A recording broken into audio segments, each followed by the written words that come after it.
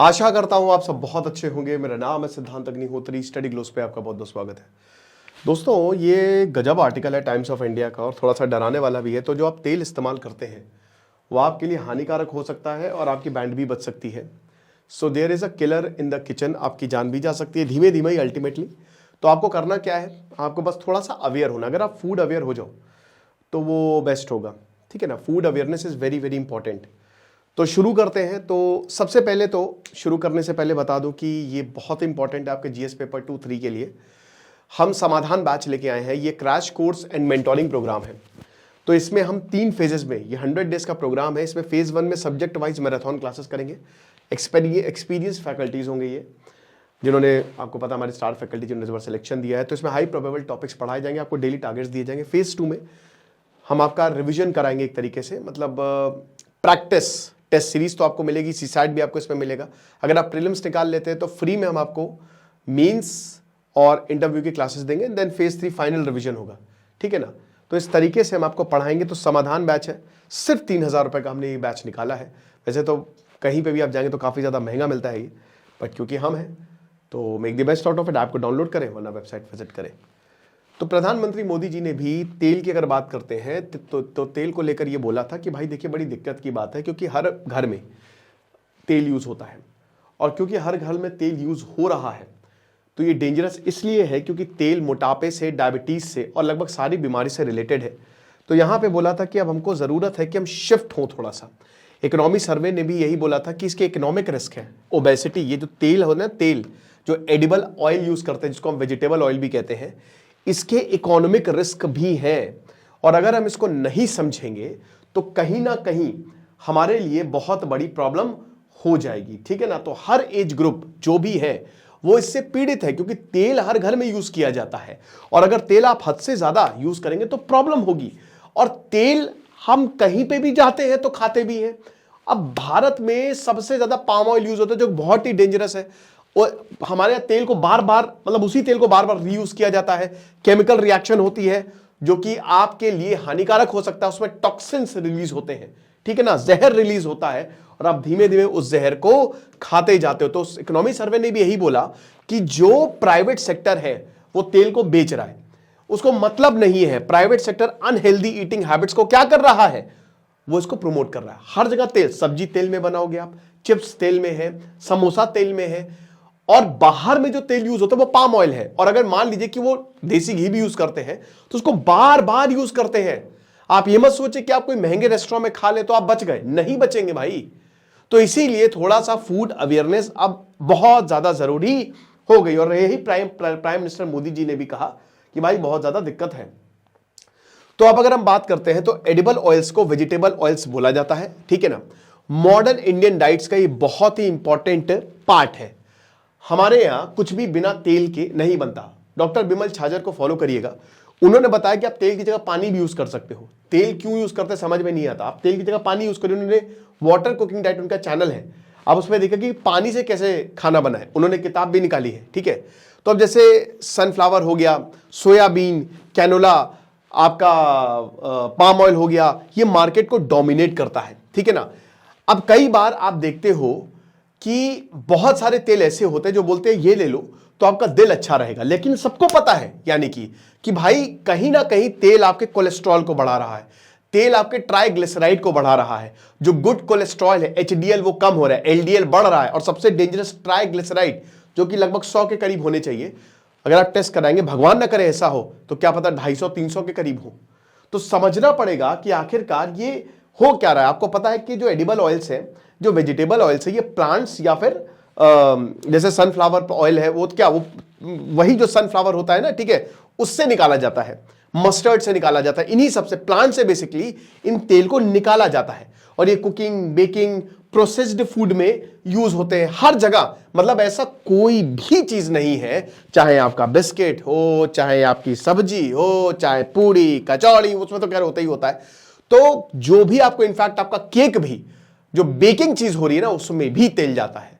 तो तेल पूरी दुनिया का एक एसेंशियल पार्ट है और पूरी दुनिया में मोटापा एक आपदा की जगह खड़ा हुआ है। और आज जैसे ये जितने भी आपको दिख रहे हैं इन सब में आपको जबरदस्त फैट मिलेंगे, ठीक है ना, जबरदस्त। ओबेसिटी, ओमेगा 6, ओमेगा 3 बहुत फायदा करता है, लेकिन उतना ही नुकसान जो है ओमेगा 6 करता है। ये क्या करते हैं, ये भाई जैसे पॉली अनसैचुरेटेड फैट्स जो है इन ऑयल में, ये आपके हार्ट डिजीज को रिड्यूस करते हैं, ये भी बात सच है। लेकिन अगर आप इसको एक्सेसिव कंज्यूम करेंगे तो इसमें ओमेगा 6 फैटी एसिड होते हैं, जिसकी वजह से आपको हेल्थ प्रॉब्लम हो सकती है, आपको क्रोनिक इन्फ्लेमेशन हो सकता है, आपको डायबिटीज हो सकती है, आपको हार्ट की बीमारियां हो सकती है। और सबसे बड़ी बात, इनको बार बार प्रोसेस किया जाता है, ये रीफाइंड है, ठीक है ना, इनको प्रोसेस किया जाता है मैन्युफैक्चरिंग यूनिट में। मैं आपको एक सलाह देता हूं, अगर आप ऑयल को यूज करें तो कोल्ड प्रेस्ड ऑयल यूज करिएगा करो। थोड़ा सा महंगा आता है बट फिर भी कोल्ड प्रेस्ड ऑयल बेटर होता है, ठीक है ना। और एक तेल को बार बार यूज मत किया करो। चलो अलग अलग तेल को देखते हैं, तो आपका कॉर्न ऑयल सबसे पहले आ जाता है, ये इतना यूज नहीं होता लेकिन ये बाहर बहुत ज्यादा यूज होता है। तो हाईली प्रोसेस्ड और इसमें again poly unsaturated fatty acids होते हैं। तो कॉर्न ऑयल भी घरों में यूज होता है, लेकिन इसमें कुछ न्यूट्रिशनल वैल्यू वैसे भी तेल की जीरो होती है। There is no nutritional value, कोई न्यूट्रिशन आपको ये नहीं दे रहा है। सोयाबीन ऑयल की बात करें, बहुत सबसे ज्यादा पॉपुलर यही होता है, ठीक है ना, फॉर्च्यून का सोयाबीन ऑयल ले आओ। तो कंट्रोवर्शियल चॉइस है, क्योंकि इसमें ओमेगा 6 फैटी एसिड्स अच्छे खासे होते हैं। क्रोनिक इन्फ्लेमेशन, डायबिटीज और हार्ट की बीमारी से हो सकते हैं अगर आप एक्सेसिव कंज्यूम कर रहे हो तो। सनफ्लावर ऑयल है, अब भैया सनफ्लावर ऑयल को बहुत ही बढ़िया मार्केट तो किया जाता है कि इसको यूज करो तो बढ़िया, थोड़ा सा महंगा भी आता है, लेकिन अगेन इसमें ओमेगा 6 पावर हाउस होते हैं, जिसकी वजह से आपका फैट बैलेंस और हेल्थ कॉम्प्लिकेशंस दोनों ही बिगड़ सकते हैं, ठीक है ना। फिर राइस ब्रान ऑयल होता है, राइस ब्रान ऑयल अगेन थोड़ा सा महंगा आता है, इसमें vitamin E, rice bran oil में ओमेगा 6 फैटी एसिड्स भी होते हैं, लेकिन थोड़े से विटामिन इसको ज्यादा होते हैं स्मोक पॉइंट्स की वजह, स्मोक पॉइंट इसमें कम। तो इस तेल को वैसे तो इसकी तारीफ की जाती है, लेकिन ये भी बहुत ज्यादा, क्योंकि अगेन इसमें ओमेगा 6 फैटी एसिड होता है, तो बहुत ज्यादा ये आपको फायदा नहीं देगा। सबसे डेंजरस पाम ऑयल होता है, जो कि बहुत ही सस्ता होता है, हर कोई पाम ऑयल यूज करता है।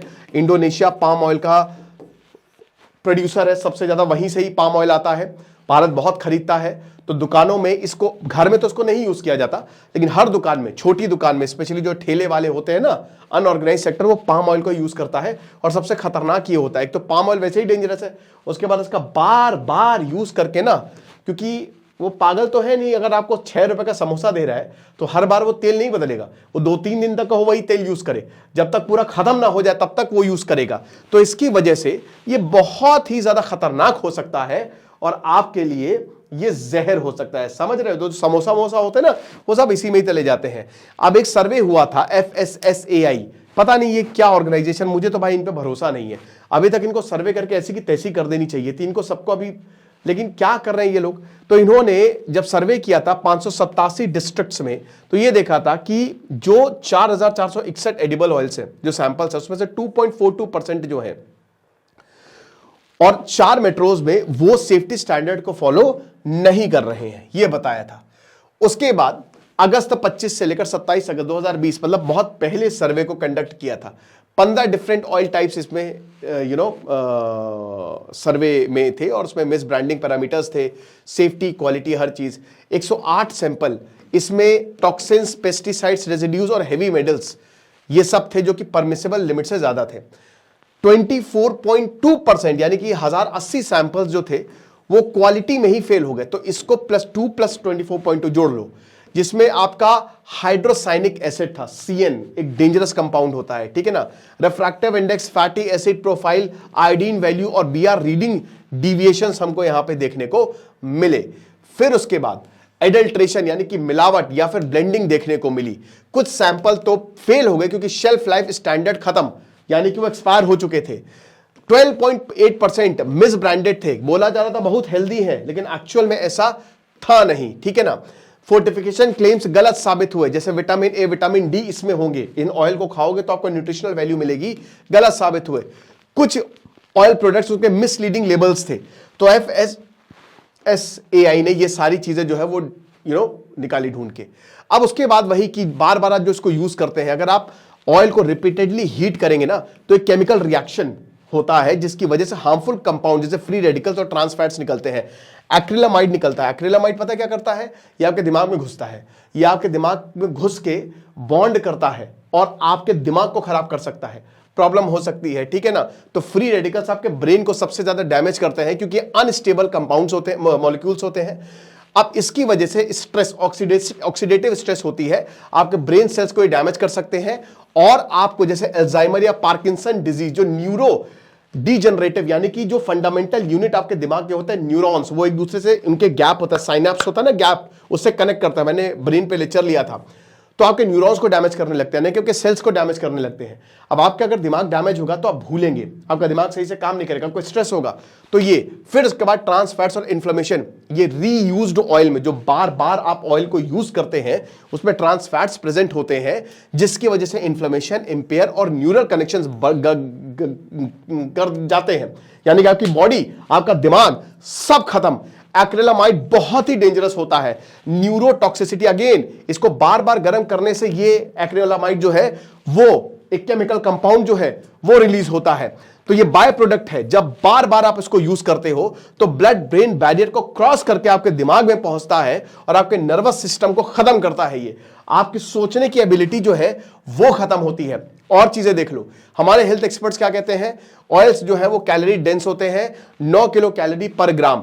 यानी कि अगर आप ज्यादा कंज्यूम करोगे तो इतनी ज्यादा कैलोरी आपको चाहिए नहीं, तो ये आपका मोटापा जो है, विसरल फैट जो है वो बढ़ाएगी, और विसरल फैट सबसे ज्यादा डेंजरस होता है, डायबिटीज बढ़ाएगी, ठीक है। हाई सैचुरेटेड ट्रांस फैट्स जो है वो इंसुलिन रेजिस्टेंस, क्योंकि भाई इंसुलिन क्या होता है, पैनक्रियाज होता है ना, इंसुलिन चाबी होती है, आपको ग्लूकोज, आपको एनर्जी चाहिए, तो वो चाबी खोलेगा, सेल के अंदर वो जाता है। लेकिन कई बार क्या होता है कि जब हद से ज्यादा आप ग्लूकोज लेने लगते हो तो भाई पेनक्रियास क्या होता है, मतलब जब बहुत ज्यादा शुगर लोगे तो पेनक्रियास एक्सेस में इंसुलिन जो है वो प्रोड्यूस करेगा, तो कहीं ना कहीं इंसुलिन रेजिस्टेंस आ जाता है, जिसकी वजह से आपको टाइप 2 डायबिटीज का खतरा बढ़ जाता है। हार्ट डिजीज तो होता ही होता है, एलडीएल जो बैड कोलेस्ट्रॉल है वो, और एचडीएल जो है गुड कोलेस्ट्रॉल को, एलडीएल को बढ़ाता है, एचडीएल को घटाता है। लिपिड प्रोफाइल टेस्ट करवा लेना मेरे भाई, 200-250 का होता है, सब पता चल जाएगा। और उसके बाद इन्फ्लेमेशन भी प्रोड्यूस करता है ये, हार्ट अटैक से लेकर डायबिटीज, बहुत कुछ। कैंसर, ऑयल जो है उसमें ट्रांस फैट्स होते हैं, ओमेगा 6 फैटी एसिड्स होते हैं, इसकी वजह से क्रोनिक इन्फ्लेमेशन हो सकता है और डीएनए डैमेज हो सकता है, जिसकी वजह से आपके ऊपर कैंसर का रिस्क भी है।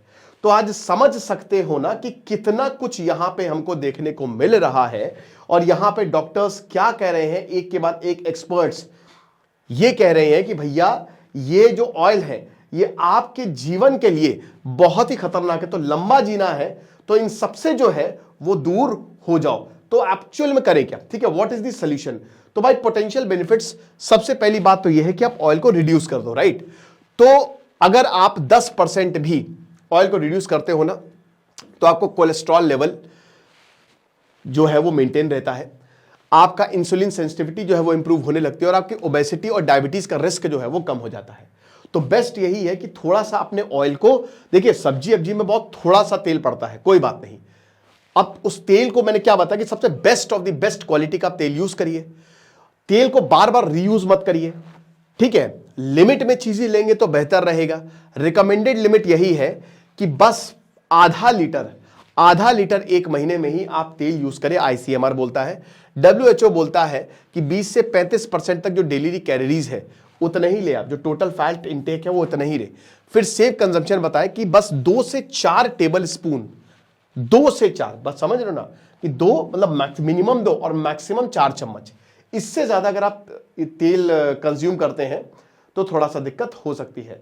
तो बस वही है, बाकी बेस्ट प्रैक्टिस यही है कि तेल ना यूज करें या कम से कम यूज करें, और अगर आपको तेल यूज करना है तो थोड़ा सा कोल्ड प्रेस्ड ऑयल देख लें।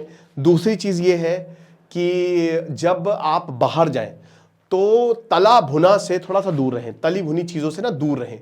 और अगर आप बाहर जाए ना तो आप ये बोल दे कि भाई बिल्कुल मिनिमम तेल, बटर जो यूज होता है वो भी बहुत डेंजरस है, वो बटर नहीं है, अमूल का बटर बेस्ट होता है, वो महंगा इसीलिए आता है। बाकी जो बटर कुछ तो पाम ऑयल के होते हैं वो बेकार होते हैं, जो काफी ऐसे 20-20 रुपए के आते हैं ना, जो बाहर बटर यूज हो रहा है, जो आपको इतना पनीर मोटा दे रहे हैं 40 रुपए के सैंडविच में या 30 रुपए के सैंडविच में, आयोडीन टिंचर लीजिए, उस पनीर को निकालिए, आयोडीन टिंचर डालिए उस पर, वो पनीर अगर काला हो गया तो इसका मतलब वो पनीर क्या है, पनीर गलत है, वो पाम ऑयल से बना हुआ है। तो पनीर में भी मिलावट है, असली पनीर बिल्कुल व्हाइट रहेगा, लेकिन जो नकली पनीर है ना, वो जब जैसे ही आप आयोडीन टिंचर का सोल्यूशन डालोगे वो काला हो जाएगा। तो भाई हर जगह मिलावट है। अगर तुमको 30-35 रुपए में इतना मोटा पनीर का टुकड़ा दे रहा है ना, तो गड़बड़ है। तो बस इतना समझो कि तुम्हारी हेल्थ तो तुम्हारे हाथ में है। फूड अवेयरनेस बहुत ज्यादा जरूरी है, वरना लेने के देने पड़ सकते हैं। बाकी आप आइए समाधान मैच में, आपको बहुत ज्यादा फायदा होगा। खुश रहिए, पढ़ते रहिए। जैसे सिद्धांत अग्निहोत्री, साइनिंग ऑफ।